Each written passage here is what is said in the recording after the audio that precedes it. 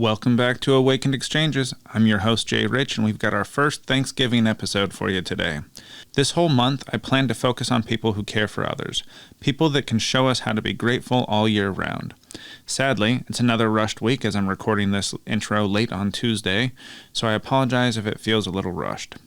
We do have an extra special Thanksgiving Day episode planned, as well as a Christmas episode that I seriously cannot wait for. I'm going to keep being a little hush-hush about both of them for now, but keep tuning in as I hope to tease more information as we get closer to recording. I'm recording this on election night, so I suppose I can stop telling people to get out and vote. That said, I don't think we're going to have an answer about who our next president is until after this episode airs, and maybe not until a whole while after. I hope that they prove me wrong, but since the White House has just installed non-scalable fencing, it's starting to make me worry that Trump's new wall is just to protect him from the masses in case he decides to try to steal the election somehow. Or perhaps he'll just keep the mail-in ballots from being counted via lawsuits. I could be totally wrong, but I am still worried about all of it. That said, my hope is that after this election is finally over, maybe we can start thinking about the fact that we're all Americans and it's time to do our best to salvage what's left of this American dream. Our Constitution was an inspired document, but it wasn't meant to last forever.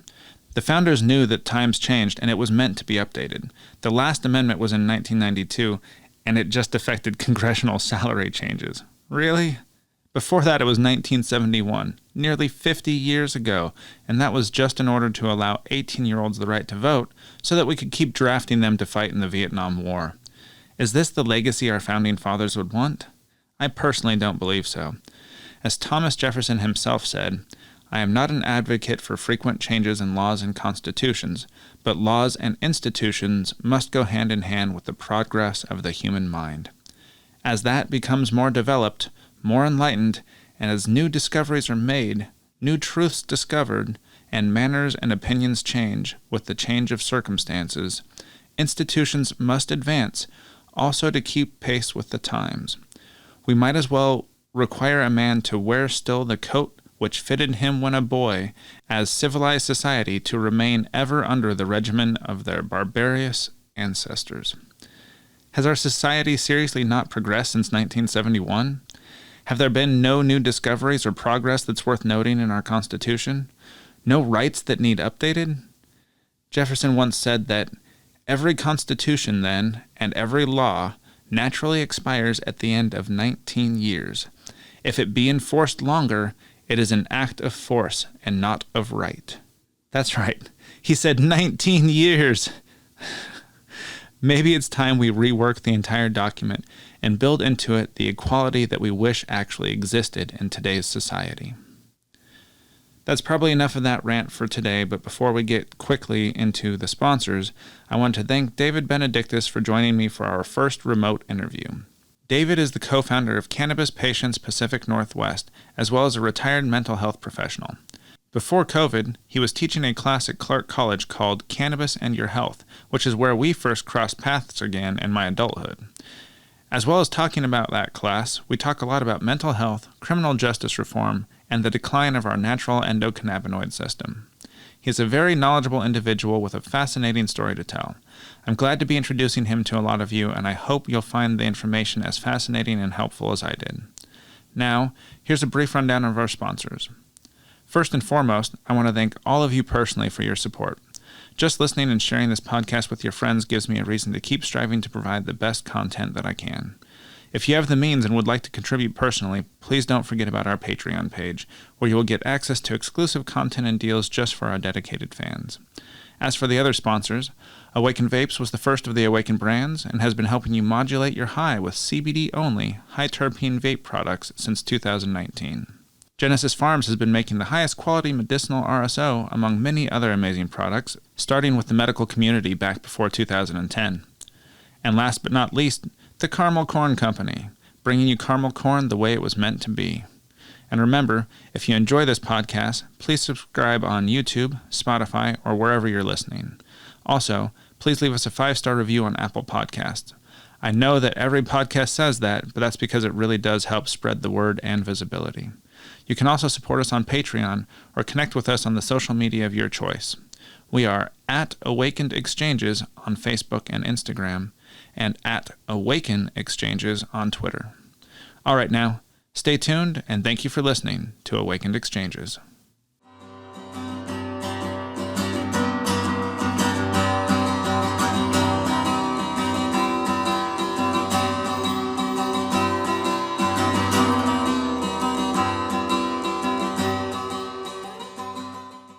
Genesis Pharms was founded on the belief in cannabis's ability to heal. Genesis Pharms is more than a brand. They're a compassionate community of like-minded folks that generate top-quality cannabis products made with love and care. Community outreach is always on their mind, and their partnerships with Grow for Vets and Parents for Pot was just a beginning to what they hope to accomplish in the coming years. You can find their products on the best dispensary shelves across the state of Oregon. Their RSO is the most consistent quality in the state, their tinctures are second to none, and their personal massage oil will have you and your partner both coming back for more. Find them on Facebook, Instagram, and ask for them in your local dispensary today. Don't forget to listen to Sean's interview right here on Awakened Exchanges soon. Our new sponsor is the Caramel Corn Company. Caramel corn the way it was meant to be. Made from premium ingredients in small, handcrafted batches, and completely gluten-free. The flavors include original, roasted cashew, salted almond, mixed nut, white morsel macadamia, spicy sriracha, peanut butter, butterscotch, and my personal favorites, raspberry caramel apple and chocolate drizzle. I can't say enough how delicious this caramel corn is. I wouldn't buy it from any other source. You can find Caramel Corn Company products for sale at Portland area Market of Choice locations, and when it gets stocked back up, maybe it'll be online again. Visit www.caramelcorncompany.com and get more information today. Remember, buying local supports small businesses and keeps your money building your community. Last but not least, Awakened Vapes has been bringing you some of the highest quality CBD vape pens since ringing in the new year of 2019. I became passionate about cannabis after a car wreck left me with major migraines, and no modern medical pills helped alleviate the symptoms. After having tried cannabis a handful of times in high school and college, it was actually a doctor's recommendation that led me to give it another try. Only then did I realize that we'd all been at least a little misled about the health benefits of this amazing plant. And despite an unexpected break because of the vape ban and then a global health crisis, the business is stronger than ever, and we invite you to check out our updated website today. We are still offering our 3 varieties with new and improved terpene formulations for enhanced flavor to go along with that custom blended terpene effect. Check back at www.awakenedvapes.com and be the first online orders of our high-demand Delta 8 cartridges coming in stock here soon. Use the coupon code PODCAST20 at checkout all this month for 20% off your entire order. That's PODCAST20 for 20% off.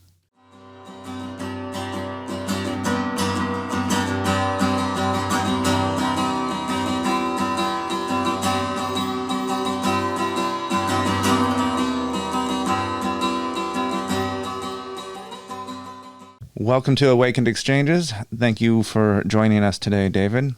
For those of our audience who are unfamiliar with you, could you tell us your name and a little bit about what you do?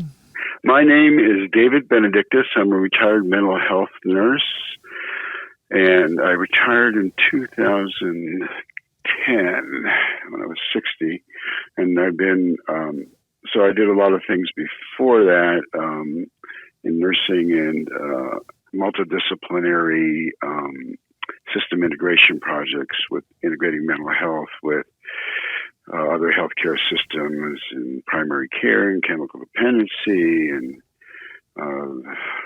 involved with developing best practice standards and such.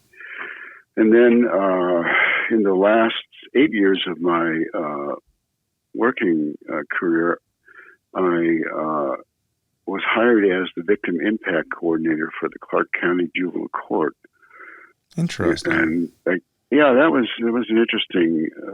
So I got that position after I left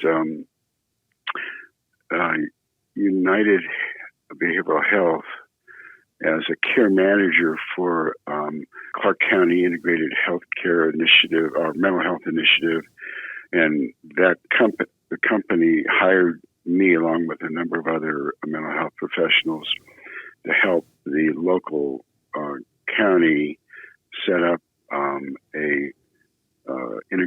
more integrated mental health services for the Medicaid population, those people that were Medicaid eligible. They had that low income status, and so that was a fascinating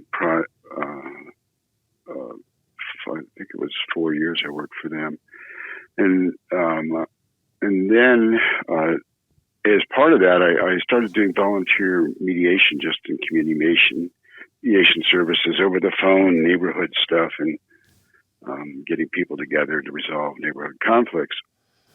Definitely needed, especially with how things go sometimes. We're on election day right now, so. Right, yeah. Well, neighborhood conflicts, they take a lot of energy of city and county personnel, people calling in, complaining about vegetations or cars parked or noise or crime issues. And then this neighborhood mediation process where they train volunteer mediators to answer phones and then to call and try to get some clarification over the phone between neighbors, or in cases where it would be helpful to meet face to face and work things out. It really saved the county and city workers a lot of time, because people, would call in and go, "Why can't you fix this problem?" But then people could sit down and resolve it themselves. Well, and that's one of the things that I feel we should be adding more funding to in the whole race to defund the police and all. We have to build up those other services that would take some of those places, and that sounds like a very interesting way to do that. Well, yeah, and in fact, that's what happened. We found that there was less calls into the city, less county sheriff, city police, county sheriff, planning commission, the complaint to the city council, the county councils, all those things went down when you had problem solving up front and offered people an alternative. And so I was really just in the right place at the right time, and was able to move over from that volunteer position when I was still working full time for the County Mental Health Project underneath as my employer for United Behavioral Health. So we were looking at United Behavioral Health, working with the county to develop best practice for mental health services for children, adults, and seniors, and trying to create an integrated healthcare system. You probably heard the term silos of care. So everybody gets their care in mental health or chemical dependency or primary care or specialty, but there's not a lot of communication between those silos, and therefore a lot of things get dropped. So that was a big thing in the 90s and 2000s, and there was great progress in that until the Great Recession and wiped out all the funding.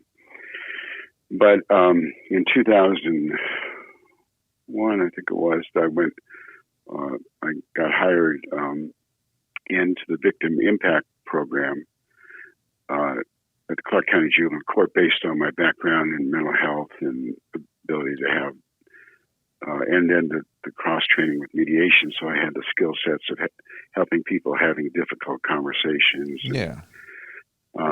And the Clark County Juvenile Court, I was so lucky to get that position because they were just starting out creating a restorative justice program for juveniles in Clark County, which means that they looked at juvenile crime and all crime as harms to people rather than harms to the state, or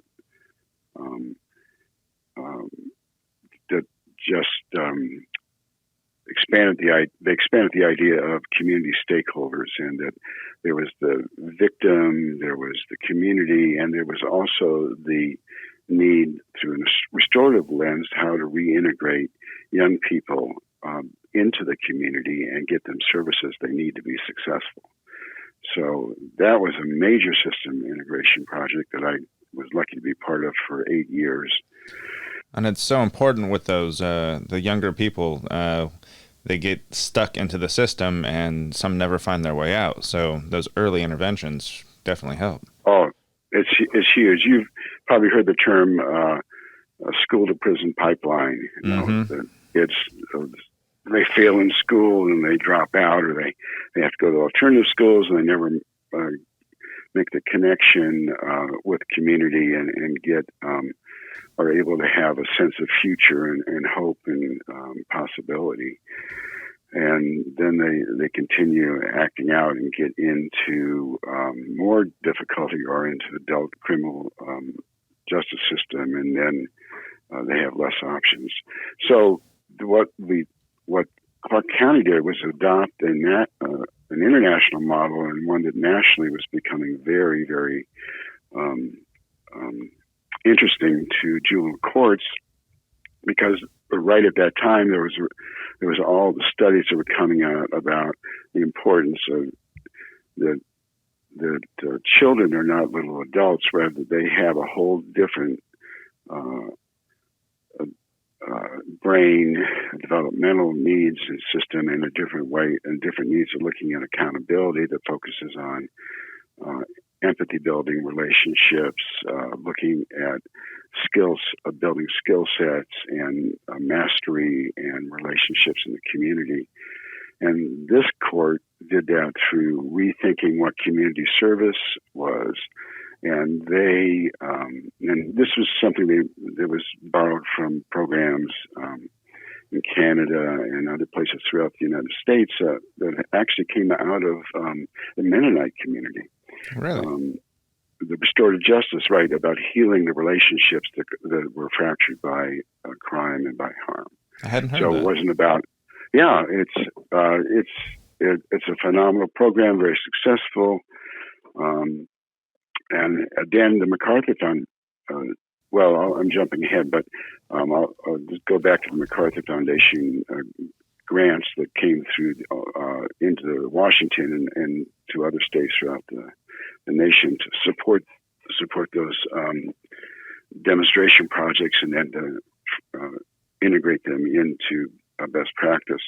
But in Clark County, around 2000, there was an initiative by the juvenile court administrators and the judges at that time to rethink how they use detention and to bring in services to the court rather than refer out. And they started really with a small little project, which was making community service connect kids to the community rather than just having them out on the side of the road collecting litter, which it can be a restorative experience if you partner people with community mentors and volunteers, and then evaluate the kids for their ability to participate in whatever setting the volunteer activities would be happening. So think about,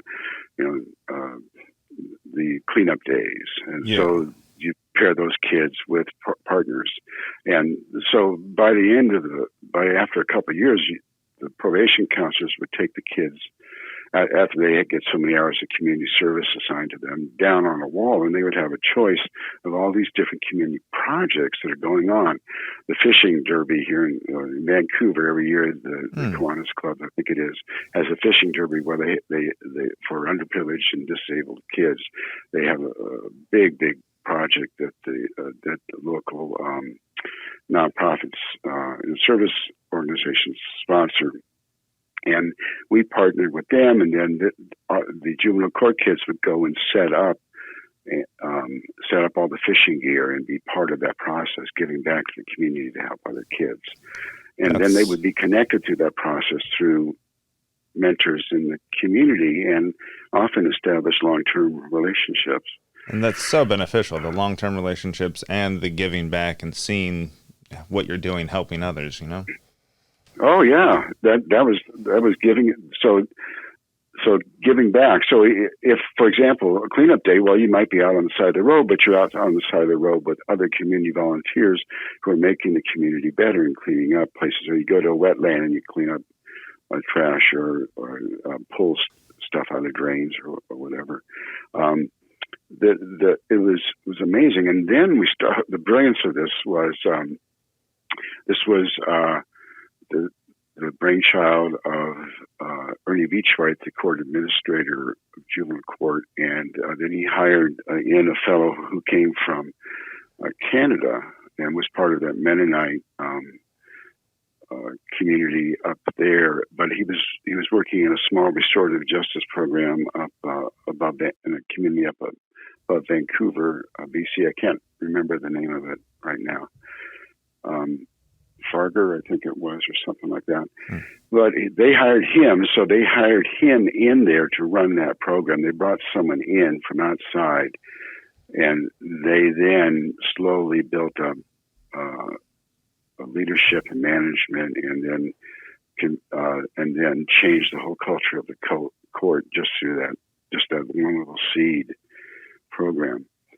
And what then they realized was that some kids needed more preparation before going out in the community. So they then put them in a short workshop program about communication skills and build up the skill sets and stuff like that, and how to manage anger and things like that.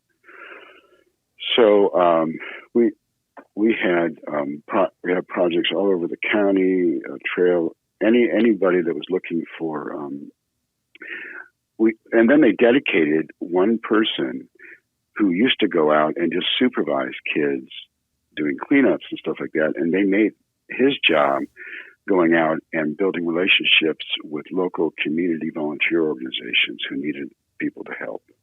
So nice. Habitat for Humanity, building a house, so they would learn the skills at the same time. Neighborhood cleanups, building fences, whatever, park cleanups, planting trees, and then we added a little piece to it, which was looking for mentors, volunteer mentors in local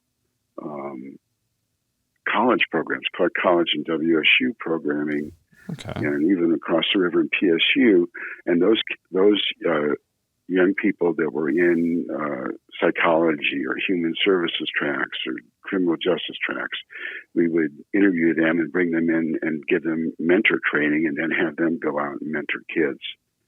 So they would then have that would be another connection to the community, and also begin to. This is part of the fascinating piece of changing systems, was that then they began to influence the training programs in the colleges. Okay. And then these kids came out and they had a feeling for restorative justice, and those were the people that the court began hiring. Making lasting changes in the actual community. Yeah. Right, and in the system itself, in the bureaucracy itself, in the administration. So there was we had to change the culture of the court, which with these kids are criminal, they need to do time in detention, and that's the only way you're going to learn that kind of law and order thing that we're hearing a lot about now. These kids' brains are not adult brains. They don't fully develop. Now we know from neuroscience that the brains don't fully develop until age 24, and they can, and there are critical periods for in neuroscience for brain development, and that's the first 5 years and up, and then progressively up to age 18.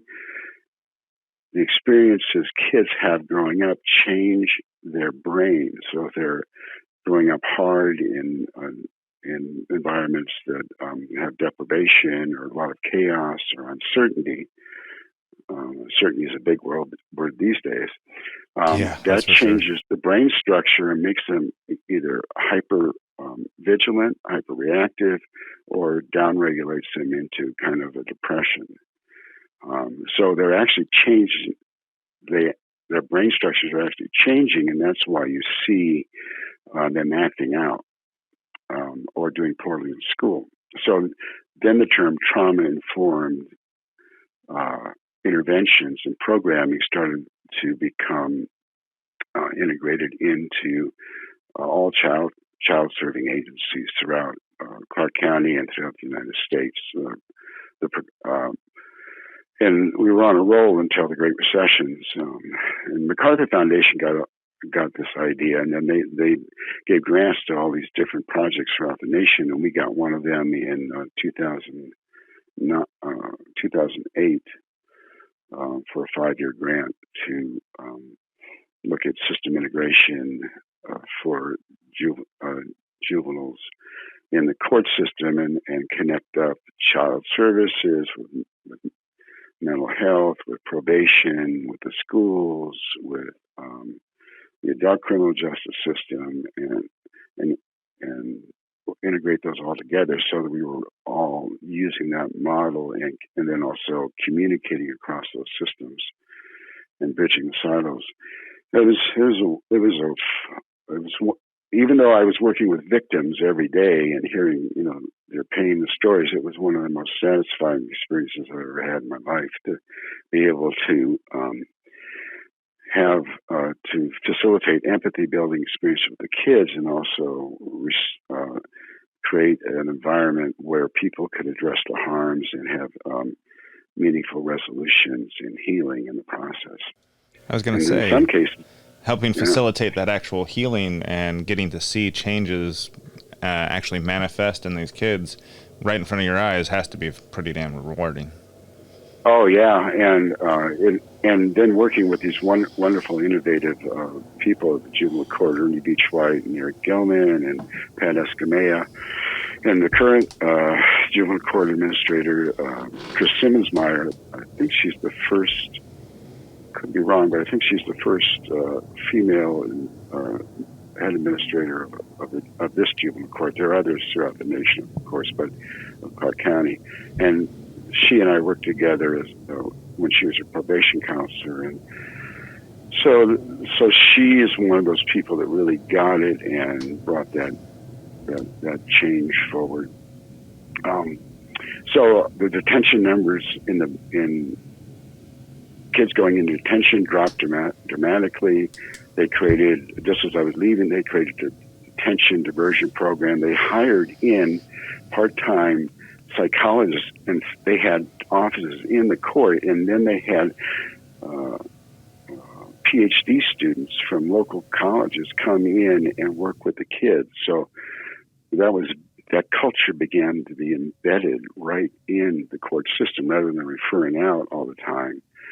It was right in the court, and that changes everything when you have access to that, and then you begin to hear that vocabulary, and then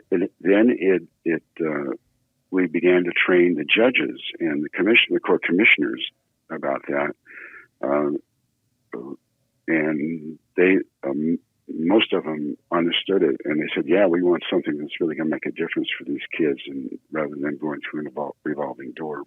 I would love to see what the statistics are from this program to the last 10 years and really see how much of a change it has made. Oh yeah, well they got it. I'd be interested in that too. But when I was there, one of the things that they found out was that victims felt like they were.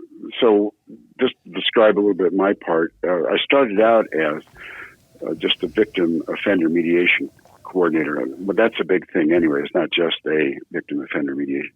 But what I meant by was that we would contact victims and ask them whether they wanted to meet with the kid if the kid was appropriate. Again, with whatever support they needed, however long time it took to set up the meeting.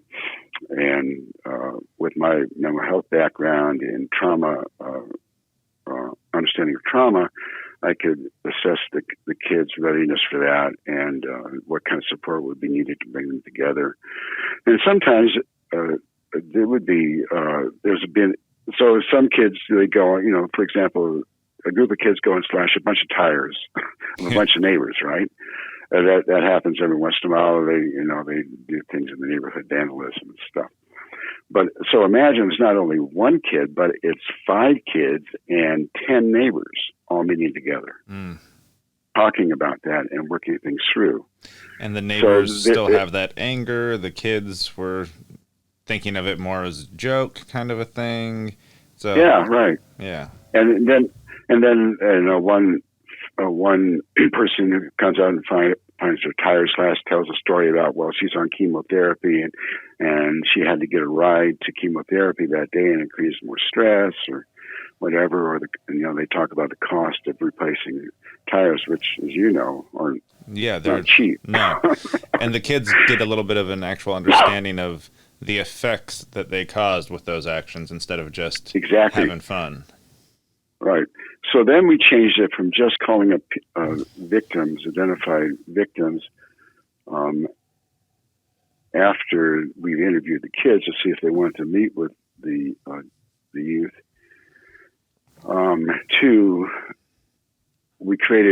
We went from victim offender mediation program to victim impact program, and that changed everything, because what we did with them was sent letters out to all adjudicated.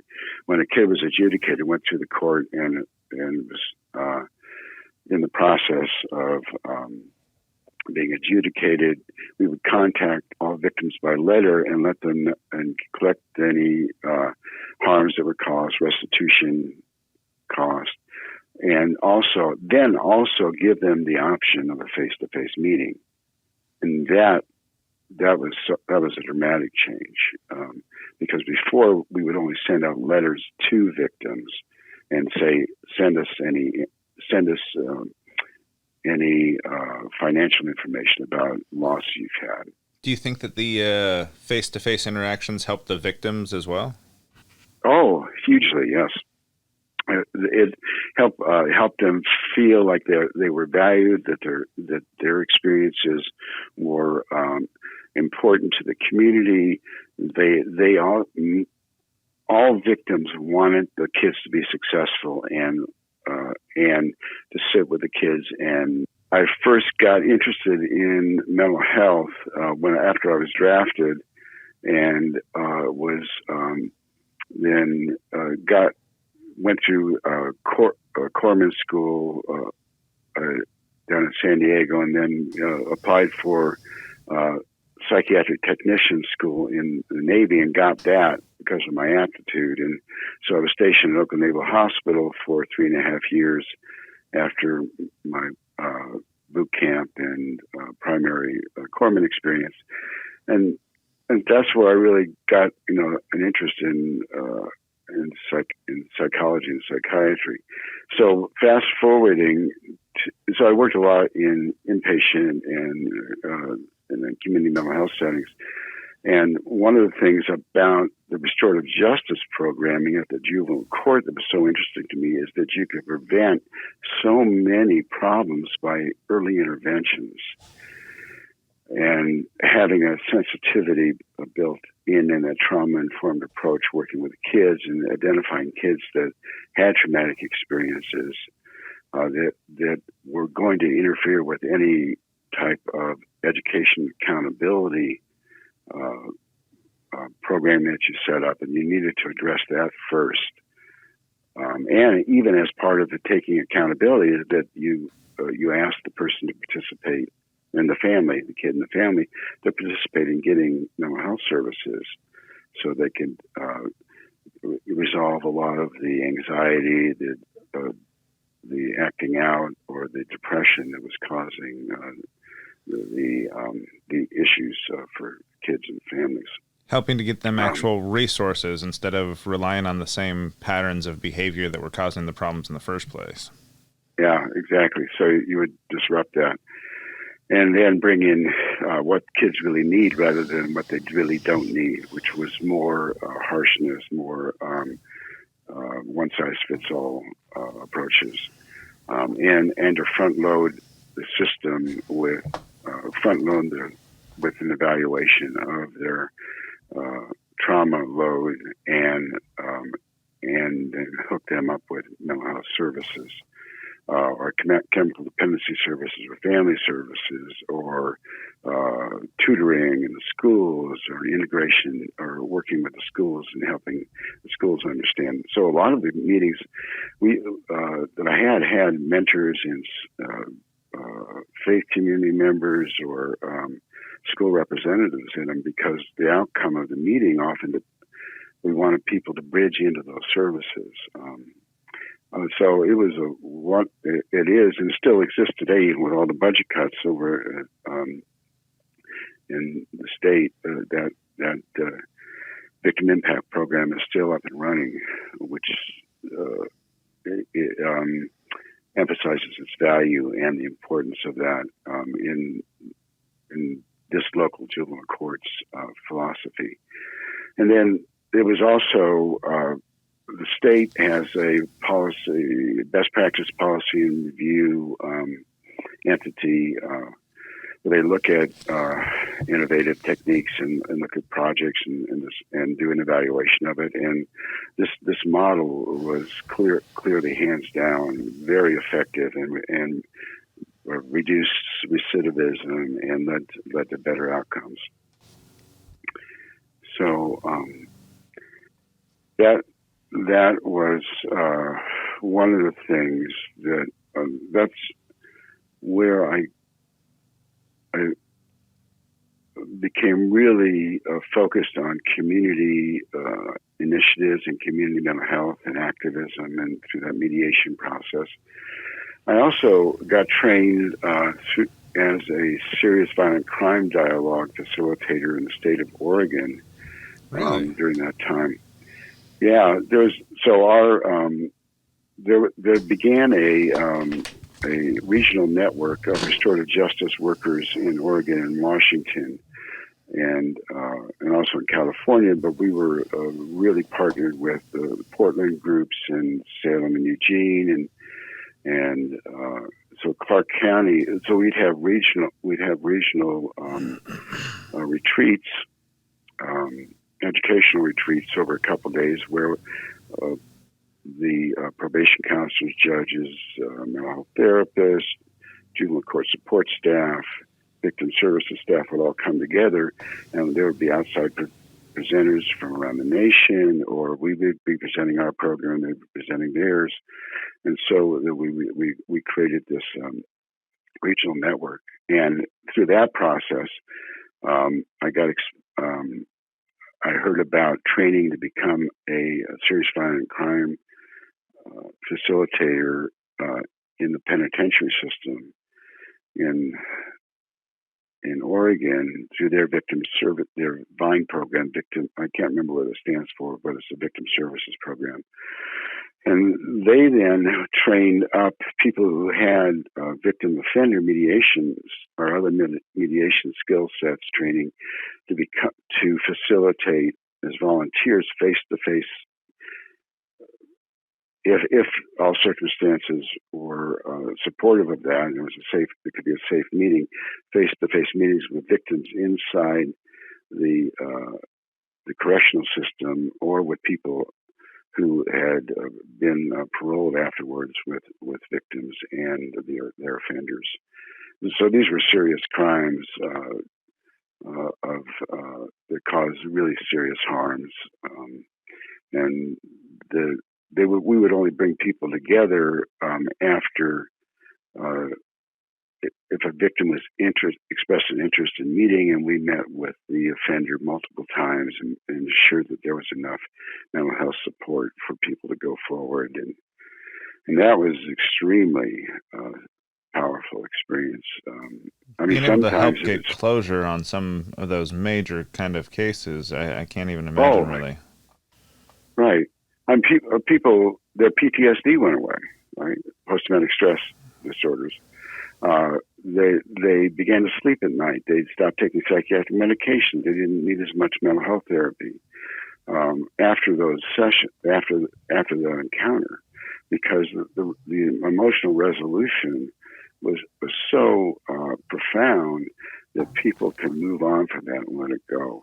And uh, not necessarily forgive. The forgiveness, that's a big word, but they could understand and understand and reconcile that happened to me, and understanding a little bit more about the offender and what their mindset was, and to have the offender acknowledge the harms in a safe environment.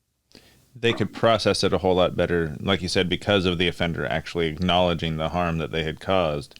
Alleviates a lot of that mental pressure. Right. And even then, it didn't even require a face-to-face meeting. Often it was just clarification sessions where you'd meet with people individually and carry information back and forth. Even that process was helpful to people. And it also, it was victim-driven and victim-initiated. So, for example, if an offender through the pastoral counseling or whatever in correction system heard about that program and was interested in it, then they would send a message to the victim program in victim services program in the Department of Corrections, and then if a victim came forward and was interested, they didn't go out and contact the victims in this model, but if a victim expressed interest, then they would say, yes, this offender would like to meet with you, and then we start that process. So you'd have cases where people were murdered, incest, sexual assault, rapes, burglaries. So all of those really traumatic experiences were addressed in that model, and I think it's still going on. And it's a national model again, coming from the restorative justice initiatives and looking at crime through that restorative justice lens of acknowledging the harms, addressing the impacts, and looking for healing between individuals and the community. Well, and that's where reform really has to begin, is making people more aware that there's even a problem in the first place. Exactly. And we even in Clark County, and I think that probably it happened in Clark County, it was probably happening other places. We would even arrange meetings between the youth, their families, and the arresting officers sometimes, because of the circumstances of the arrest. The youth might have been acting out, assaulting, or in some way put the law enforcement person in jeopardy of either hurting the kid or themselves. So a lot of officers, law enforcement officers, would participate in that program and say, "Listen, I want to go home every night, and this is my family, and this is how it affected me, and I really want you to have a better life." So that also then began to that philosophy began to be uploaded into the law enforcement perspective on community policing. So that it just is this is where we need to go with the reallocation of resources away from the police enforcement side, yeah. Police enforcement side, right? Because that's the wrong tool for many of this. We certainly need safe communities. In Absolutely. fact, we need more. This is a larger national conversation about where all the money goes. Yeah, it is. Where did all that money go anyway? So, and about having federal assistance with local communities, so you can have more police, but be trained on community interventions. So when I was chair of the neighborhood association for many years, and we would have. I live in the county, so we'd have a county sheriff come there and liaison with our neighborhood meetings. They would show up and we'd talk with them about what was going on in the community, and they would give us some reports and make some suggestions and stuff. And so they got to know us, and when we got to know them as they were patrolling the neighborhood, and that connection was really invaluable for having a sense of who is patrolling the community and what our issues are. So that's common idea of community policing, but when you add the restorative piece into it, and that these kids are not criminals, but rather they are kids that have developmental challenges, psychological developmental challenges that can be addressed by trauma-informed interventions that include robust community outreach and integration of systems. You change everything, and then you have the tools. So that, for example, we've been talking forever. I think Portland has it, and we had it a little bit. But mental health mental health outreach workers going out with law enforcement. So you have that de-escalation piece available to you, and there's more tools available other than an order that's not met, a taser followed by the deadly force. I was going to say it's so much more important to have somebody there to de-escalate and understand the situation than pulling a taser or a firearm out. Right. And in Clark County, and so through that network of restorative justice programming throughout Oregon and Washington, we began to interact with law enforcement and do trainings for law enforcement on de-escalation techniques, crisis intervention de-escalation techniques, not turning them into social workers, but giving them another tool to work with in a way of talking to people that are in mental health crisis, for example, that can de-escalate them, and so you don't need to use more force. This is something I learned working in inpatient psychiatry years ago in the Navy with these big Marines. You know, they had post-traumatic stress or had some other problem. I worked on the psychiatric unit, so.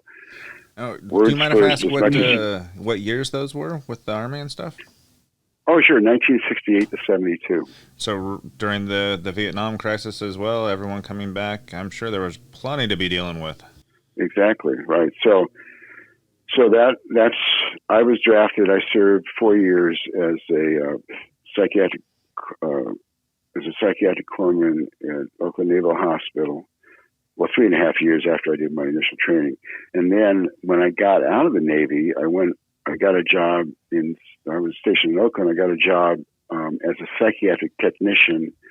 That was a category of skill in the, was below a nurse, a licensed practical nurse, but you could give out medications and participate in some therapy stuff. It was a low skill set training. And I got hired at the University of San Francisco Medical Center in their crisis intervention unit. And that's where I learned about community psychiatry and the benefit of working in community and going into people's homes and following them out of the crisis center and trying to create an integrated approach. And that was at the time when Reagan also appropriately was governor and began to move people out of the state hospitals back in the community. Great movement, great idea, but the funding didn't follow, and then it collapsed into underserved populations and chaos and homelessness. I was going to say the homeless population has just increased exponentially since then because there is no funding to actually do the mental health portion that is needed. Absolutely. One of my last job working in mental health integration projects was, as I mentioned, with Clark County here, and I would coordinate people coming out of one of my jobs was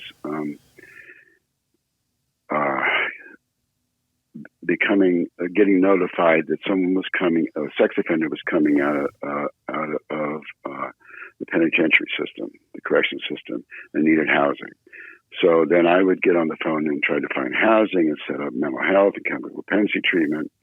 The same for kids going into or coming out of residential treatment. Also seniors that were homeless or people that were homeless trying to find them temporary shelter. For example, domestic violence survivors and things like that didn't have a place to go. So we're setting up all of these programs, trying to find and finding funding for them. and then providing what we call wraparound services. So rather than the services being individualized in different silos, we would create a integrated plan called a wraparound plan that the ER would have, that the primary care physician would have, the chemical dependency would have, that Children's Family Services would have, that Homeless Services would have, the police department would have too as well in some cases. I remember one meeting when I was facilitating it. I was back in probably 2004 or something, and this fellow had a really challenging alcohol abuse problems, was continually ending up in the ER and then in jail and the mental health system, on and on and on. So we had the sheriff, the undersheriff, the head of mental health. We had all these people in the room talking about how we were going to work with this one guy. He was in the deep end of the pool, realizing that any program that we set up could be used preventively for other people in the system experiencing or going down that same path. So that was the kind of thinking that needs to happen in order to change the tool set that we have. There's that. I think it goes like, if the only tool you have is a hammer, everything is a nail, right? So yep. You just hammer it down rather than look at other creative ways to, and age appropriate and using brain science, developmentally appropriate for interventions for people. So that took me up to 2009, and then after I left the juvenile court, I came back on the MacArthur Foundation grant and did a year's worth of training with a school social worker who had just retired as well. And we went out and did trauma-informed trainings for schools, for parents groups, for Department of Children and Family Services, for mental health programs, for educators, for probation counselors, for juvenile, for judges, all around the Southwest Washington, and also into Oregon. So that is, I thought, wow, now that's really interesting. Is that you can change? It's not rocket science; it's brain science, and you can change people's brains and then their behavior, and you get a totally different outcome because you're encountering people where they're at, and you're really engaging them in a conversation about what they need. You're helping to make things click in their head a little bit and make changes, as opposed to, like I said, going back to those old patterns we all try and rely on from early education and stuff. Right. Yeah. And doing so. So the bumper sticker was, if a kid's in trouble, that means the family's in trouble. So it's not you only work with the kid, you work with the family and the community that the family's in, and bring resources together for the family for intensive intervention and long-term intermittent support when they need it, and they can then go get and then there are tripwires in the system for that support, and also people then feel empowered to reach out when they have trouble. Like many people are trying to do right now with the uncertainty of the COVID pandemic, right? So we're not prepared. Our toolkits we burned through those really quickly. Yeah, our coping skills. Yeah. So it turns out, so after I left I retired from the juvenile court, I played 40 years of tennis on hard surfaces, and I wore my knees out, my shoulder, my back. I was wondering how you got into the industry at all. Right, yeah. So I started doing research on that because that's what I was doing, research on what the best practices for this and that condition, mental health or physical. And I was really surprised to find out that it could help with arthritis inflammation. I was taking handfuls of ibuprofen and Aleve, which is, when you look at the research, is not a good thing for your body. It causes kidney failure, heart failure, and it eats your stomach lining. I say the NSAID's long-term use is definitely not recommended. Right, just like with aspirin and now with Tylenol as well. Mm-hmm. People are overdosing on all those over-the-counter drugs. So I thought, okay. So I went and went through the authorization process, became a medical cannabis patient since 2013, something like that. Oh. And maybe it was 12. And then then began the search for what kind of ratios and preparation, and began to educate myself about the science of it as it was emerging. And I read about in 2000. So that was treating myself and finding that there were other people in the community, and let's see, back then there were very few dispensaries around, just a few. But you go into and find, and then I started finding, well, there's not only flower that you could smoke, which I was used to from growing up in the 60s. I graduated from high school in 67 and got exposed to Acapulco Gold and all that stuff that was coming into Los Angeles at the time. But, just kind of dabbled in it here and there. And then in the Navy, since I was stationed stateside, and I was stationed next to Berkeley. There was also liberal exposure to that and opportunities, although it was not a good thing if you got caught with it. I was going to say, you don't want to fail that drug test. And you don't want to. Well, they weren't doing drug tests back then, but really, unless something really, really, they didn't have that fully developed.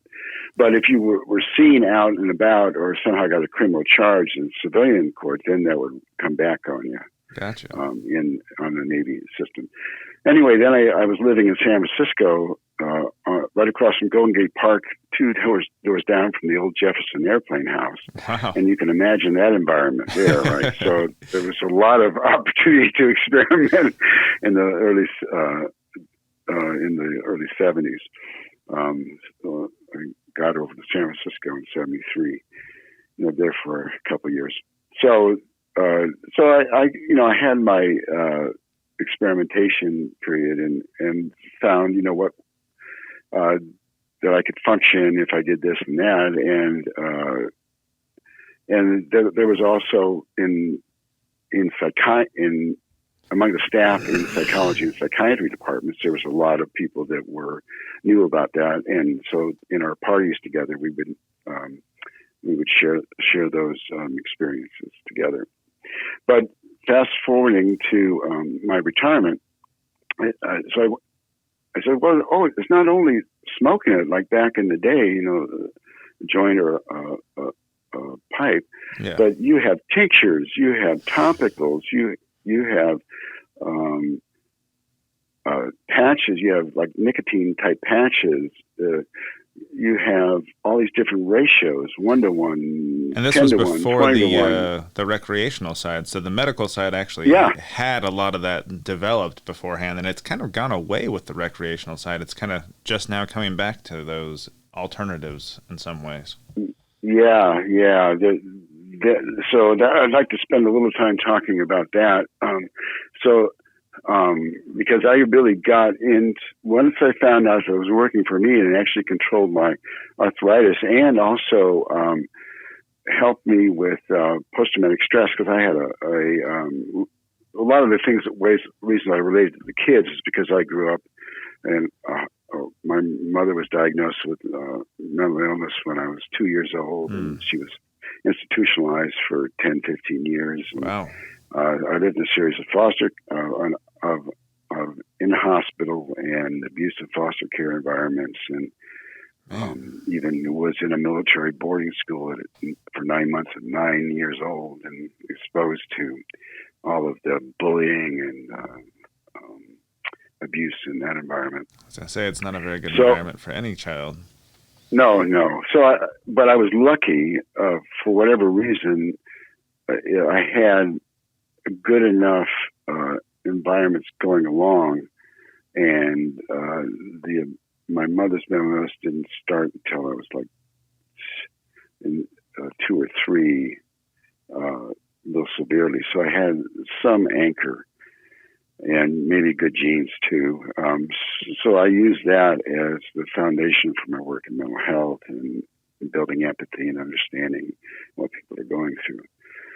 So I looked when I said, well, this cannabis stuff is working for that too, for my post-traumatic stress. When you have those kind of experiences, sometimes you have breakthrough nightmares and dreams and stuff. And yeah, I didn't use much. I was fortunate because I was a mental health nurse.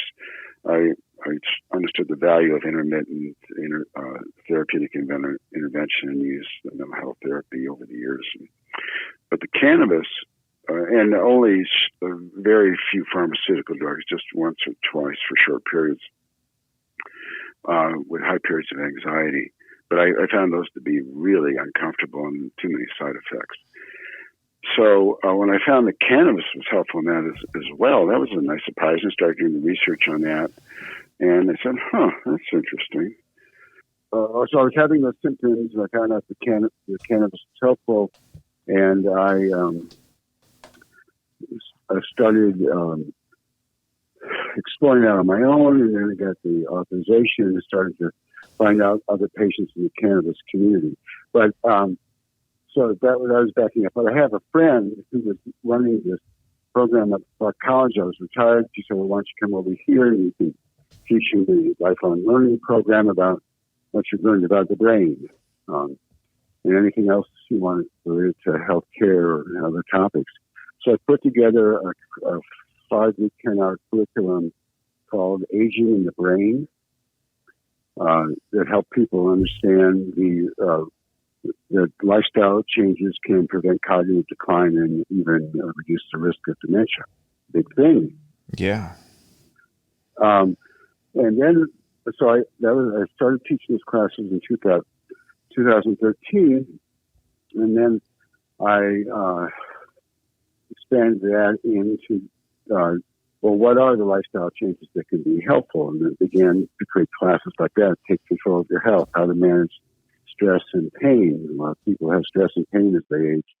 And then I broadened out to the general population in taught evening classes in community education on the science of resiliency and how to reprogram your brain and other topics. And I drew on my mediation background and taught a class called Citizen Salon, where we, for a 5-week, 10-hour series, where we take different political or social hot topics, and I would either do the research or have a guest speaker from the community. There was an expert in there would come in, and then I'd facilitate a dialogue afterwards. First hour we'd have content. The second hour I'd facilitate a dialogue with people talking about issues like gun control or criminal justice reform or healthcare. And then I also did a class on medical maladies and the pharmaceutical companies and what our drug supply system is like and are we overusing them and things like that.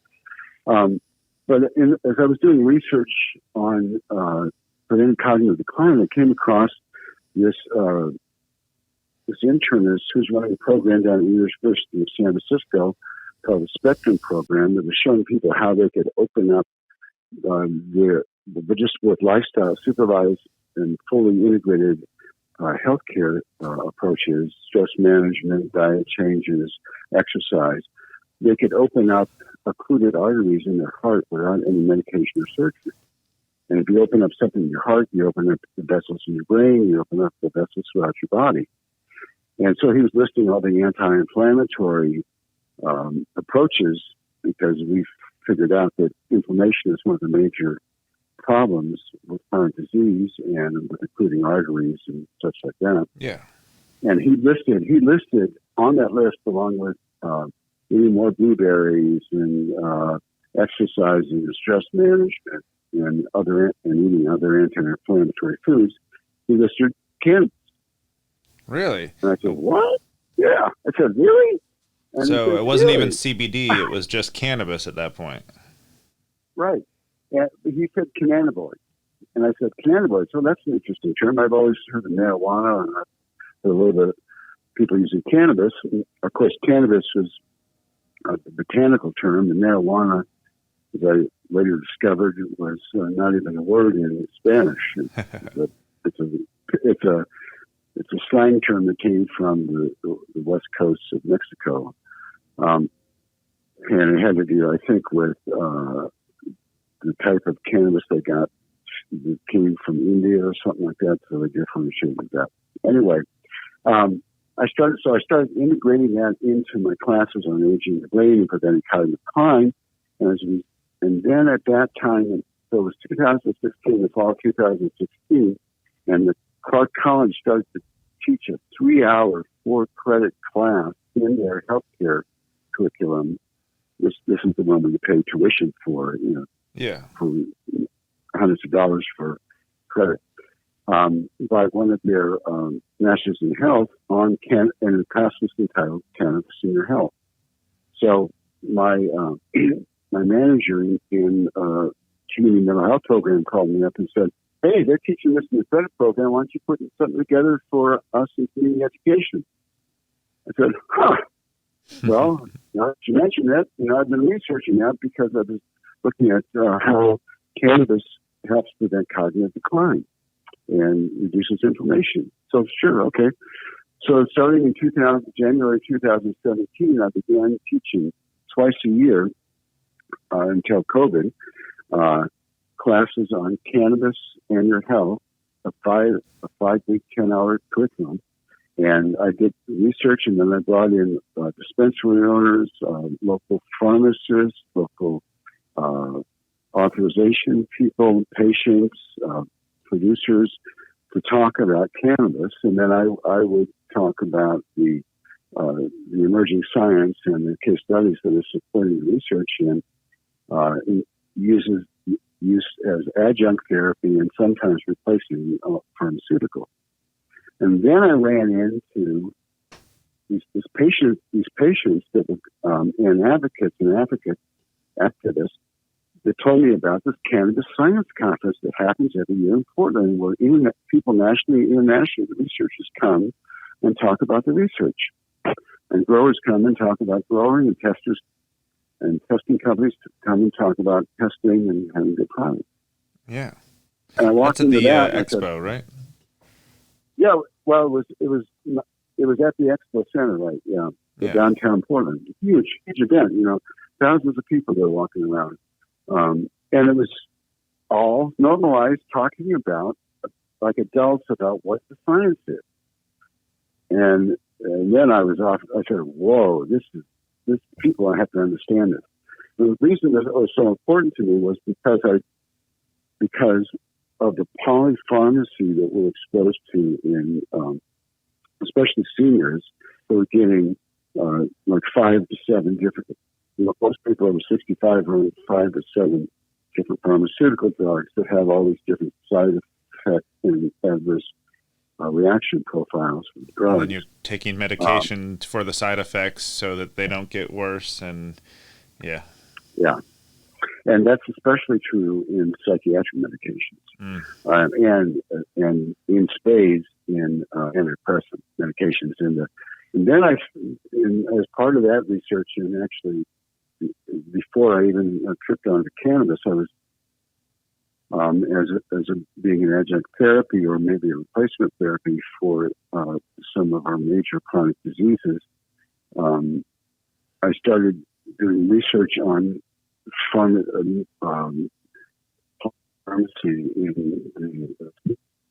how that's leading to cognitive decline and making things worse. And a lot of the hospitalizations and deaths are being caused by the polypharmacy. And then I found out the relationship between on psychiatric. I was mental health background, so I was interested in research on psychiatric medications, long-term use, and all this research that had been covered up by the pharmaceutical companies about the deleterious effects of antidepressants. And that the New England Journal of Medicine that published articles about this back in 1998 by their editorial staff were then removed by the influence of the pharmaceutical company. Money speaks. That's corporate, it's corporate healthcare. So money speaks, and people don't have access to the information, and their doctors are overwhelmed, and their doctors are the pharmaceutical formulary that they're told they need to use as best practice, and then if they don't use that particular approach for this particular condition, they have to write up why. And a lot of time, which is a good way to do that, but what was happening, it seemed like that the pharmaceutical companies were actually dictating what medicine should be used rather than the physician practicing the art of medicine or withholding medicine unless it's absolutely needed. And then you have, I think we're the only country other than,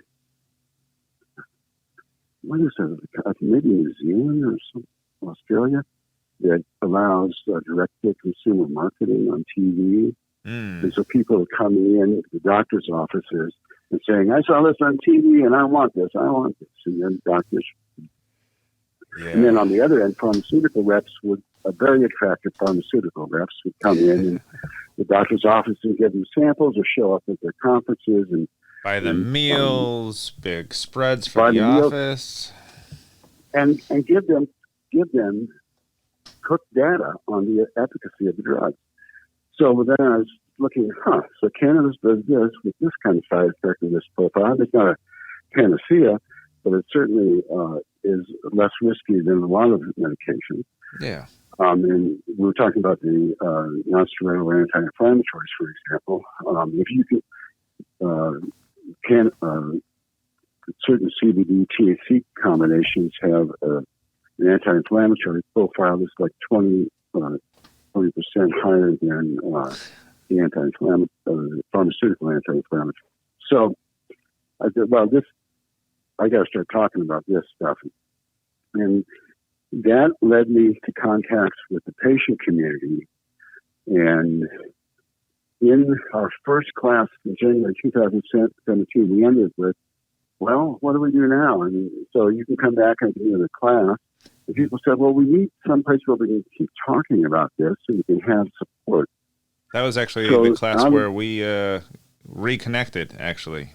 So, right, exactly. You were in that class, right, yeah. And and you started talking about your work and the wonderful volcano project. Right? Oh, yes. We didn't talk vaporizer. Yeah. So, and I was just a novice, and I had some of the research down, but what I found was I was just presenting the tip of the iceberg. The information was it's all over the place about the efficacy and benefit of cannabis products as adjunctive therapy, especially in cancer treatment for the side effects of chemotherapy, absolutely, boosting appetite, helping with nausea, and reducing anxiety. And I had actually in my nursing career after in the 80s when we lost the budget for mental health services, there was a Reagan recession. I couldn't get a community mental health job, so I worked I went to work in an oncology department, and eventually found myself working at Oregon Health Sciences University in the Department of Oncology, giving out creating chemotherapy, mixing them together under a lentiviral event, looking at blood products, and treat really intensive medical interventions for people who were facing serious illness. And right there in the narcotics drawer were 6 joints. And we were part of one of the early studies to see if cannabis could help people with nausea and vomiting. They had they actually had a synthetic drug, all THC at the time, called Marinol, and they've been around for a while. Yeah, I've heard some interesting things about it. What have you heard about Marinol? The straight synthetic THC would produce the high without a lot of the other cannabinoid benefits. So you would get an extreme high that would help with some of it, but that people tended to prefer the flower or something with a mix. Right. The physiological effects, the mental effects, the psychiatric effects of the Marinol made people hallucinate, and it gave them a little nausea prevention. So that I thought, oh, that's kind of interesting, And but the study, I thought the study was skewed because they would only give it to people after they started vomiting, not beforehand. So no preventative effect, just afterwards. No right afterwards, just so they see if it would work. Anyway, so that touching back to that was kind of interesting.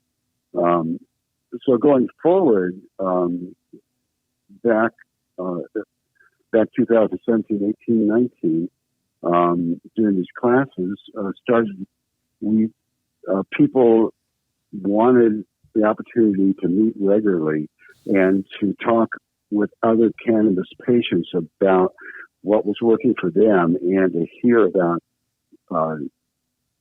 new options available, about routes of administration, where you take a tincture. What's the thing about suppositories? You can have cannabis suppositories, and how does that work? And what's the thing about concentrated oil and the treatment for cancers and putting cancers in remission? All these kind of things. So we started calling them on mental health background and the value of people talking with each other. We started a monthly support group that met in one of the patients' homes, who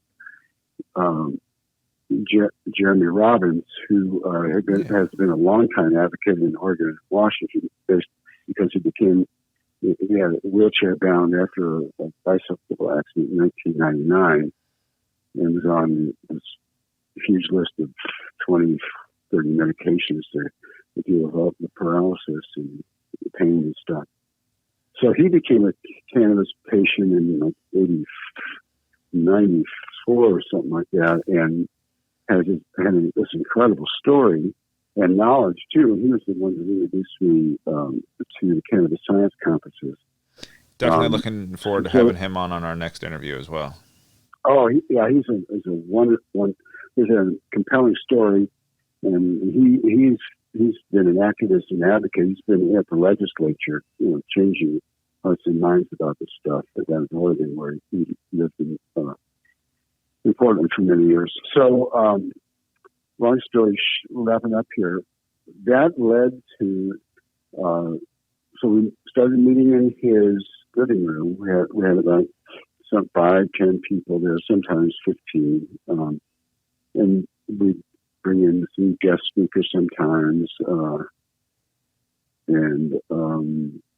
but most of the time people would just talk about what's working, or we'd have a topic that we'd open it up with new research.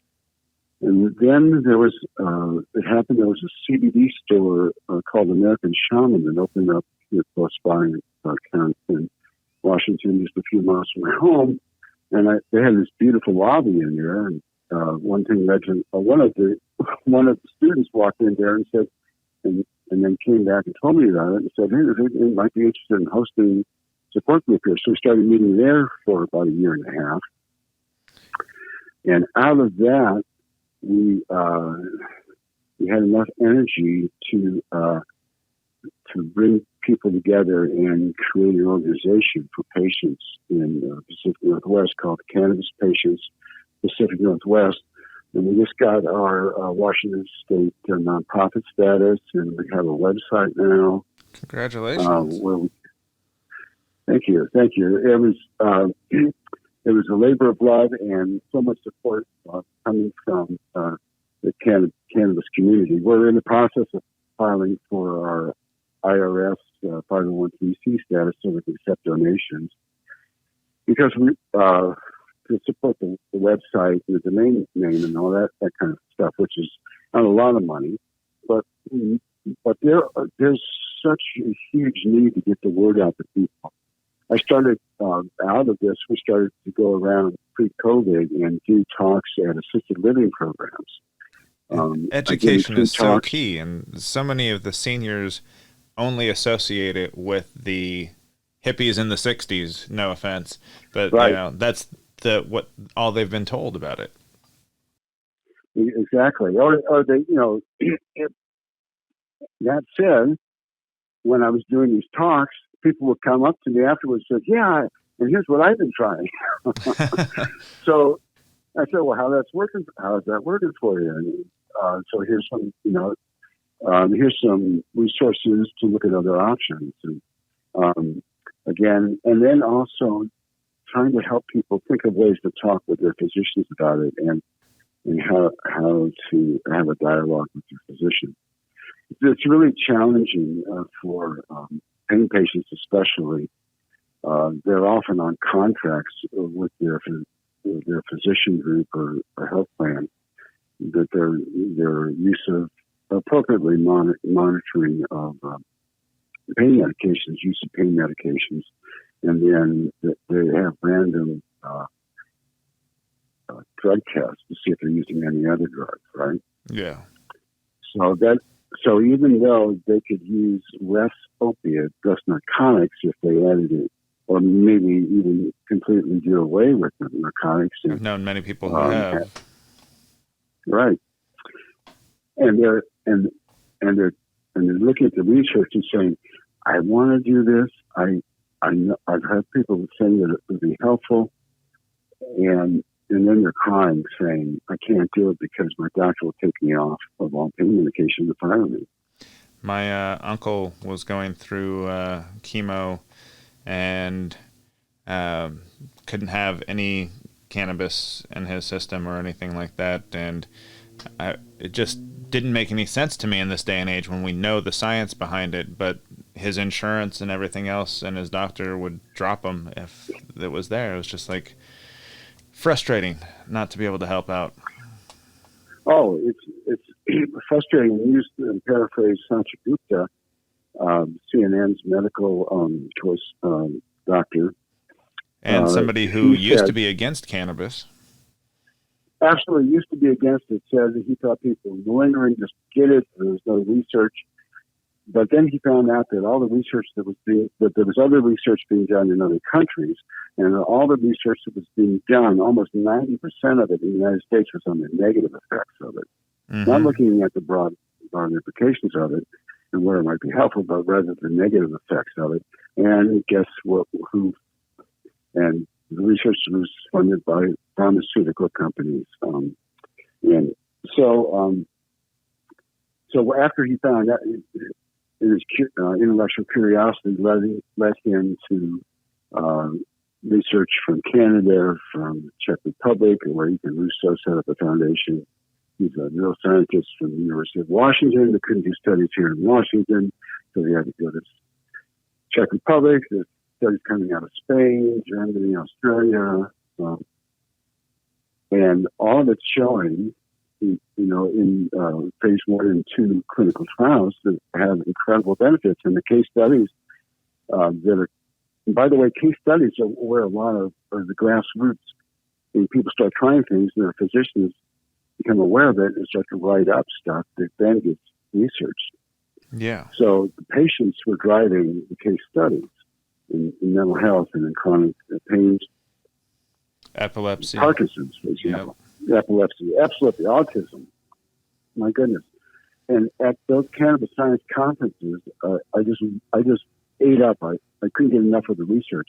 But what brought me to my knees was the grizzly bear mamas that came there and talked about how their kids were on this plethora of this witch's brew, a polypharmacy that was leaving them incapacitated, kids with epilepsy, with autism, with severe cancers.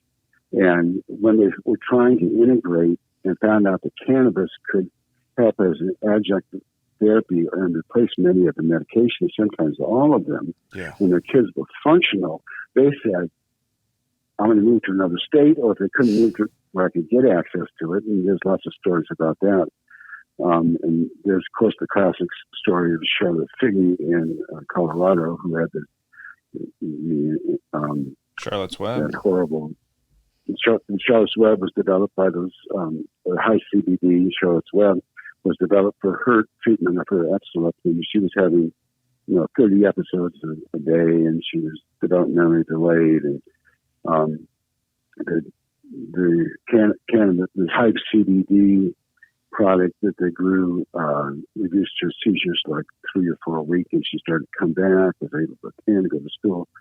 So those stories are coming out, and then these mamas turn into grizzly bear, and they go right at the medical profession, they go right at the legislature, and they change it. They change it, and they change the research, they change the legislative policy. But going back to this is reminding me about your comment about recreational versus medical. Yeah. So one of the things that happened was that the states realized that they can make a lot of tax money off of making recreational, which from a social justice and a criminal justice perspective, given the risk benefit profile and the addiction profile of cannabis compared to other drugs. Even just alcohol. Exactly right. Or alcohol, right? Alcohol, we got nicotine, coffee, alcohol, heroin, and cocaine that have the highest profile. And cannabis is something like 9% habituation or rather addiction profile. And the side effects and withdrawal from it are much less problematic than from those other products. You ever try to get off of coffee? You got 2 weeks of headaches. Yeah. Especially me, there's 2 cups a day. So, and I just finished sober October, and with somebody with my tolerance, and then doing literally cold turkey stop and 30 days with nothing. It was no problem at all. Yeah. So there's that too. That's a good thing to do. Have a holiday break from things and recalibrate your endocannabinoid systems. So that's part of the research out there. Going to the research that was convincing was that we found out that there were actually receptors in the body that the cannabis molecules were binding with. And that was discovered in 1999 by Raphael Mechouin, I think, having trouble pronouncing his name, an Israeli scientist. And then we said, okay, we're going to then figure out what ratios are useful and what does the endocannabinoid system do. And it turns out that our endo means indwelling. So we have endorphins, which are and enkephalins that are mimic opioids in our system that are produced naturally by our brains. And we also produce endocannabinoids.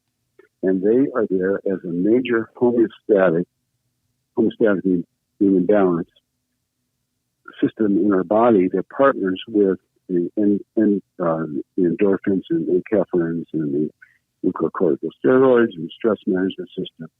And so then we started to postulate, we the scientists started to postulate that there probably is an endocannabinoid deficiency in people that is being addressed by taking cannabis products that reduces the deficiency and addresses the inflammation processes and the other processes that lead people out of health imbalance.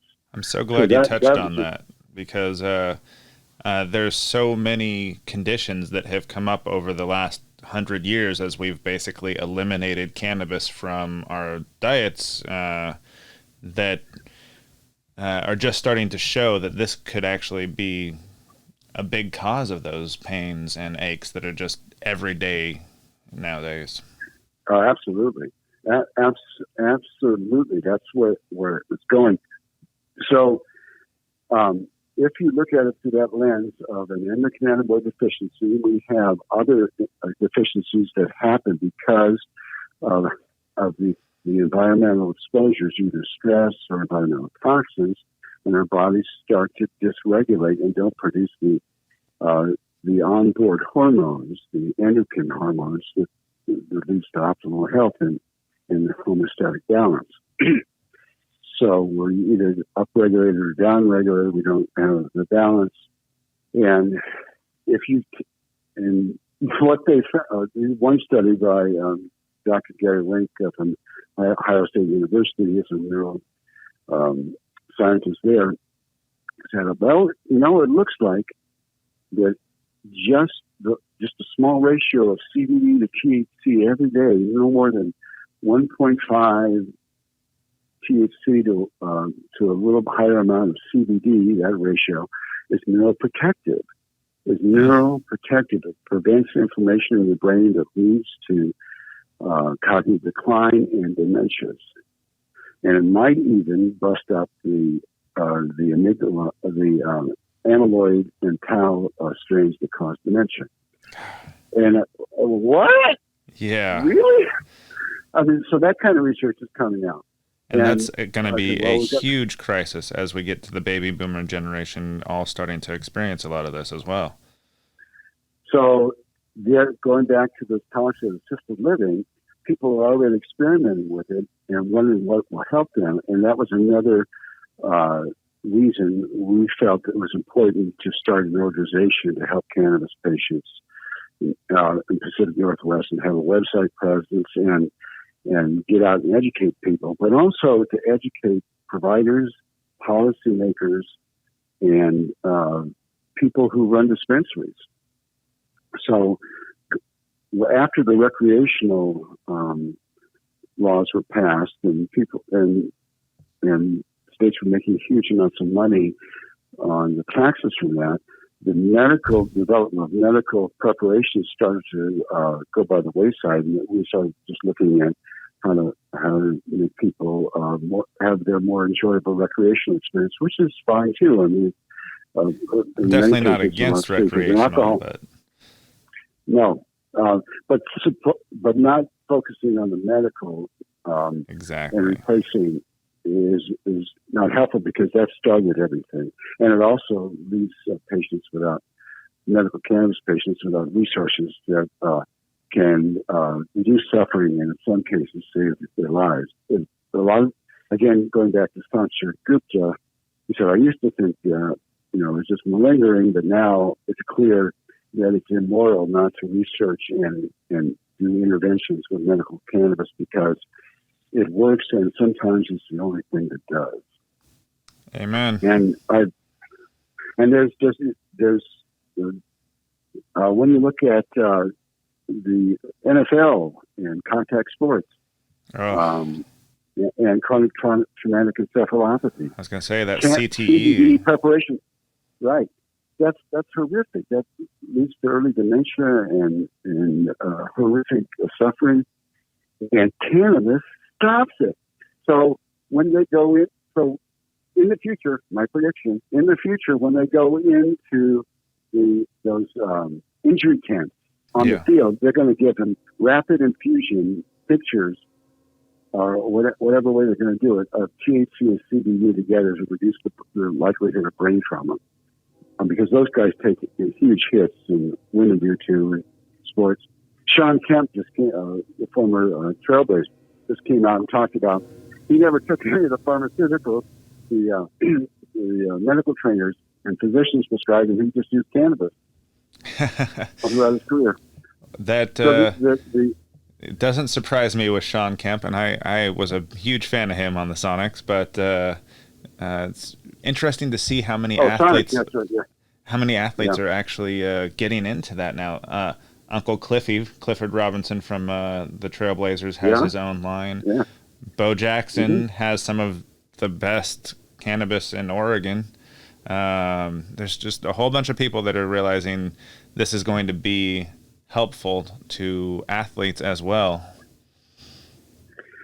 One of the things that was just wonderful, was so compelling was at each of the cannabis science conferences, which held in like August, September every year in Portland, commercial to go post-COVID to go back to that. It is so supportive, so inspiring, so helpful to get that information right from the source, and then to use that to connect to other people in the community. And one of the panels they always have is a retired professional sports panel. They have baseball players, rugby players, football players, basketball players on it, men, women. And they're all talking about how they use cannabis under the radar as players, but when they're retired, in order to treat their injuries from repetitive use injuries and all the injuries you get from being a professional athlete, is that they use that instead of pharmaceuticals prescribed. So these are people that were Eagle Scouts, wonderful, just incredibly disciplined individuals. They have to be to be an elite athlete. Oh, yeah. Using cannabis as a way to reduce suffering later in their life from all the chronic conditions that develop from the joint and muscle injury and head injuries and stuff. It'll be a boon when we finally get some federal regulations allowing us to get that off the Schedule I and not have doctors worried about losing their licenses for prescribing a medication that has been proven beneficial for decades now. Well, I'd say for at least 10,000 years. I'm with you. Yeah. When you look at the cultural history of it and how people were, watching what animals did, and they started figuring out how to cultivate. And 10,000 years ago, when we started growing stuff, they said, "Hey, this is pretty interesting," and it turned out to be something they took with them where human beings took wherever they went because it was so valuable. We basically co-evolved with it from the Stone Age through. And then we just cut it completely out of our systems for the last 100 years. And so that's out of our systems, and we started to develop more chronic diseases and more inflammatory processes. I had a pharmacist once tell me, I'm looking back on this, when you think about the early U.S., how hemp was a mandatory crop to grow. Absolutely. Hemp with CBD and low THC, used for rope, for sales, for the seeds, for high omega-3, for the nutritional source. That was mandatory that the farmers had to grow so many hectares of hemp in the colonies. And what did they do with the leftover stuff? They gave it to the animals. And what did we do with the animals? We ate the animals. Right. It was in the food chain. And that's been in the food chain. That's even beneficial for it. It doesn't have to be a smoked product or something that's inhaled into it directly.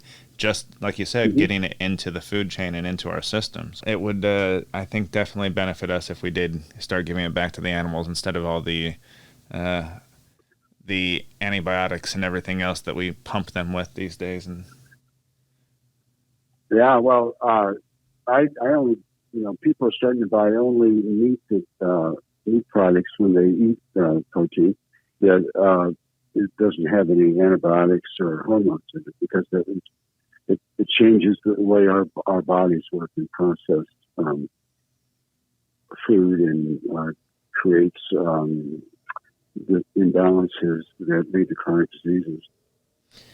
So all of that has led me to doing that class, you being in that class, and us talking today about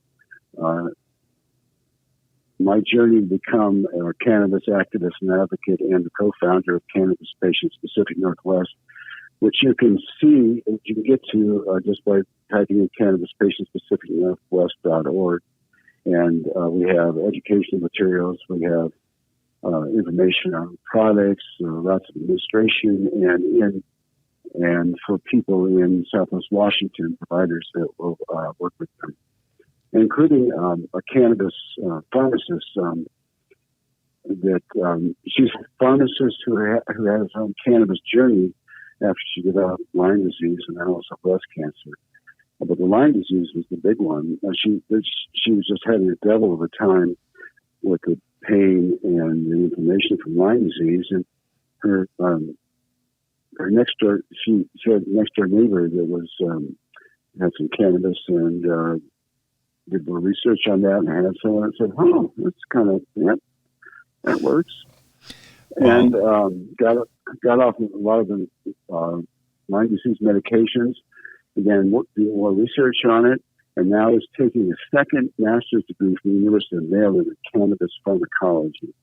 So that's what we want to do. We want to get this up into the higher education system, educate people and physicians about the judicious use of cannabis, and also the drug alcohol programming. What we've evolved to in the science-based, evidence-based drug alcohol programming is a model called harm reduction. So to reduce people, to get people off of the more lethal, higher dose medications and get them on the lowest dose of botanical and other medications that will enable them to function. And often that involves ratios of cannabis tinctures and suppository patches. Some people still smoke a little, but most of the patients like to. The quickest, a lot of people still do vaping and smoking of products that they're clean and pesticide free, because that gives them immediate relief. Yeah. And they follow with a tincture or suppository or patch or something that gives them long-term relief. One of the interesting things about suppositories, although people often cringe with it, if people who have to have need higher doses for pain management, or they're trying it because they've gone through the chemotherapy trials, and their physicians saying there's nothing more we can do for you. And people then look around for anything that might help them to manage the last months. Then maybe find the literature that says high doses of THC, CBD, high concentration in an oil extract can kill cancer cells or cause them to produce less. My friend from Genesis Pharms was on our third episode here, and he produces RSO and has been for the medical community since 2010. And there you go, exactly. Yeah, he produces it for the medical community specifically. Absolutely. And he grows it in a cultivar, or the strain, as it's commonly called, is really important. The amount of CBD in combination with THC plus those things called terpenes, they're aromatic, and the other phytocannabinoids that you don't get in the synthesized products are what cause that what's called a synergistic, or the term in cannabis science is entourage effect. Mm-hmm. One stimulates the other, and you get this plus this plus this is an exponential effect that causes decrease in inflammation, helps people with irritable bowel syndrome, Crohn's disease,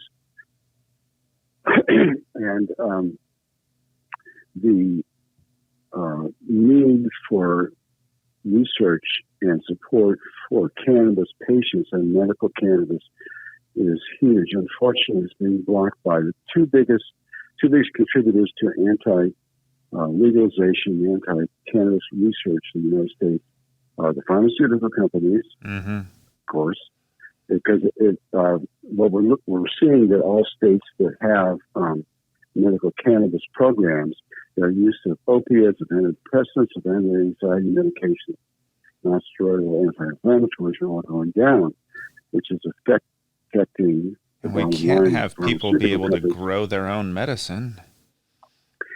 Yeah, I mean, that would be making your own wine and beer. Oh, awful. I make a pretty good Cabernet, So, yeah, that would be awful. So the need for that is so huge and we're right on the cusp of that. The other organization, interestingly enough, is the Catholic Church. They're the top two contributors to anti-cannabis legislation in the United States. I did not know that. Yeah, I didn't know it either until I looked at the research. Maybe we need to get something in front of Pope Francis. He seems to be surprisingly liberal. Yeah. He's going in the right direction, although I heard when he said, well, what we should do is approve civil unions, right? Yeah. And then the LGBTQ community says, well, we already had that conversation. That's not what we want. We want full legal recognition of marriage. You don't want to go backwards. So, but it's a movement, right? It's exactly. And so we have 35 medical states, and maybe I think we'll have 15 or 16 after this election, recreational states. And if we change our administration today in the next 2 weeks, and we have people that are creating policy based on science and based on best public health, but we talk about how it was made illegal. Throughout the 1980s, it was part of the the tinctures.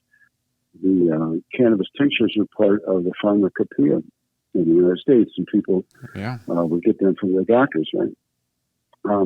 But then we had the crazy ethnocentric, xenophobic 1920s and 30s, where we were afraid of all the immigrants coming in and taking away the jobs and changing our culture. And it happened right after there was a lot of immigration coming from Mexico in the Civil War down there. Well, and Howard Hughes? Whatever. That's not the right one, is it? The media mogul back in the day that Citizen Hearst? Kane. Yeah, yes. William Randolph Hearst. Yeah, was they had just come up with a way to harvest cannabis on a regular basis and make pulp for paper after he had already invested in all the lumber. And who controls the media at the time? So you put it all together. Yeah. And so there was that, and so there was that corporate influence and willing partners in the government who then had these, the classic, maybe films like Reefer Madness that I saw in high school in 1966. But they had language. They had incredibly racist language that we doubled down on in subsequent elections. So the language was something like, white women, girls who use cannabis will then get hooked up with dark men, and their lives will be over. Awful. I mean, and they would have pictures, graphic pictures, like graphic novel pictures, and it was horrible. So it was demonizing Mexican immigrants coming in, and people of color, and saying that our white women will be impure if they smoke cannabis. They will make poor decisions, and they'll hook up with dark colored men. That was part of Nixon's strategy too. Ehrlichman in his memoirs talked about how they got into power in the 70s, and they were trying to figure out what to do about their law and order platform. And they said, well, the low-hanging fruit would be to go after drugs, because only the hippies, the Jews, and the blacks were into that. Direct quote. So the commission, the created commission called the Schaefer Commission, was led by a very conservative governor at the time, and they did all this research over a year's period of time and came back with a public health report and recommendations and run law. And they said, doesn't seem to be any public health reason to create laws around cannabis, around marijuana, as they called it, because that name stuck from the 30s. Yeah. And they said, and we can use this in our, our campaign to look like we're doing something, because only the hippies, the Jews, psychiatrists, and the blacks are into it. so we can marginalize them. The thing to do is to talk about that without talking about it. So we talk about it by talking about drugs. So it's all there. It's all there in the mix of tapes and in Erickman's memoirs. So that's the kind of political machinations that led to the creation of the Schedule 1, drug enforcement, DEA, and I was just looking at before our phone call, I was looking at the schedule of drugs, Schedule 1 being no medical value, and LSD and cannabis is still there. You know what Schedule 4 is? Gallium and antivenom. Well, and isn't cocaine like Schedule 3 or something too? Yeah. Schedule 3, right. Exactly. So that's all tainted science, all politically motivated to demonize poor people, to demonize people as the others, so that they can maintain a hold on power. As we're seeing in the last couple of years, with this focus again on, rather than public health treatment of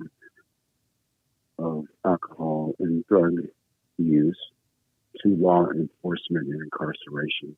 So we have a quarter of the population of the world and the highest number of incarcerated people because of the war on drugs, who spend billions of dollars. Yeah, 5% of the population and 25% of the prison population, somewhere around those numbers. Yeah, something like that. Yeah, I got those numbers wrong. Crisscross. So that's so harmful, so hurtful. And then all those people who get picked up for possession, then that follows them throughout their lives. They can't get scholarships. They have trouble getting jobs, loans, everything like that. It's just such a harmful and obscene approach to health, treating health to the 9% of people that have the potential for addiction. And that's a potential. Exactly. Right? Not for sure, right? And a lot, so you can be on. And by the way, going back to the research on antidepressants, they cause an addiction system in the body that makes withdrawal worse than some of the narcotics, alcohol withdrawal. It's just horrific. And on the front end loading, a lot of antidepressants, a small percentage, but still, it would be nice to know this, and a lot of alternatives, is that it cause, some people have a physiology that if they just take an antidepressant for 2 weeks, it wipes out their libido for the rest of their lives. It changes their brain structure. That's just crazy. Lifelong effects for 2 weeks of medication. Right. And then people who try to get off of it have these horrific side effect adverse reactions, and they have to withdraw over a period of 6 months to a year to get off of it, having their doses, and all the physicians don't know how to do that. So there's a group, international group of physicians that are looking at mental health drugs and antidepressants specifically, but all medications, because the feedback loop from physicians who are observing, or patients that are reporting to their doctors side effects or adverse reactions, doesn't get up to, or is ignored by the pharmaceutical companies until many people are suffering or have died. And as we found out, that the pharmaceutical companies just build into their budget billions of dollars for payments of lawsuits for death. And they're making trillions. Why not just give away a couple of billion? Right, exactly. The wrong place. It should be going into public health. Yeah. So, working in the mental health, drug and alcohol system, and seeing how they were demonizing cannabis, and also using these antiquated and totally disproven chemical dependency in their health interventions for addictions, which ended up in incarceration and life-changing trajectories of people. It just is so cries out for social justice reform, drug reform. And so that's part of what we want to do with the cannabis patients as well. To that end, and another project I've been working on that came out of college's classes I was teaching, I became involved in a nonprofit that's going out in the community talking about prevention and wellness strategies, how you can change your lifestyle. It's doing talks in the libraries and different places, separate from the cannabis work. But I started including cannabis in that because people need to have that information. Yeah. And here's an option that's available, for this and that, anti-inflammatory, change your lifestyle, but that's cognitive decline, judicious use, can also be okay as a replacement for alcohol, for date night or for relaxation, whatever. So out of that, I started doing some work, employee wellness program here in town for the last couple of years, and I mentioned that in a talk I gave on preventing cognitive decline and protecting the memory change. And I just said, you people that are working full time may not be able to use this, but you have family members that this could be useful. So here's the information on CBD and THC and pain and inflammation and preventing cognitive decline. And some of your relatives or friends might be able to use this. So that resulted in me being invited into the retirement board for the local fire and police department to give a talk on it. Wow. That's how it happened. So that's, we're just grassroots loading the information up there and being available for people that want to hear more about it. Well, we will definitely be including a link to the Cannabis Patients Pacific Northwest in the show notes. And I know that we have to get you going here pretty quick, but I wanted to see if you had any last shout outs or words you wanted to leave anybody with. Yeah. Try going to a medical cannabis dispensary. They're smaller.